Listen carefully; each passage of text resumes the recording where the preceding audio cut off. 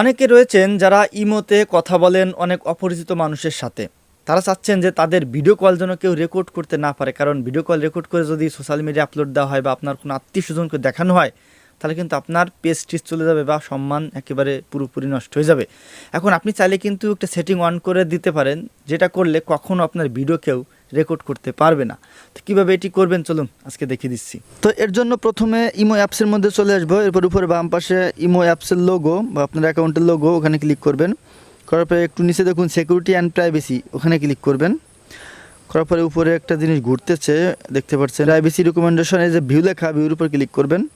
করার পরে এখান থেকে দেখুন সবগুলো ইনাবল করার কথা বলতেছে। আমরা যেহেতু একবারে ইনাবল করবো তাই নিচে একবার সিলেক্ট করব, ইনাবল প্রাইভেসি মুড, নিচে ওখানে ক্লিক করব। করার পরে দেখুন এখানে একটা পাওয়ার বাটনের অপশন, আমরা এটা অন করে দিব। ওকে, এখন থেকে কিন্তু আপনার এই ইমো অ্যাকাউন্টের সকল সিকিউরিটিগুলো অন হয়ে গেছে। এখন আর কেউ চাইলে আপনার ইমো মানে ইমোতে কথা বলার সময় ভিডিও কলের যে স্ক্রিনশট দিতে পারবে না, স্ক্রিন রেকর্ড করতে পারবে না, কোনো কিছু করতে পারবে না। আপনি এখন সেফভাবে যে কারোর সাথে ইমোতে কথা বলতে পারবেন।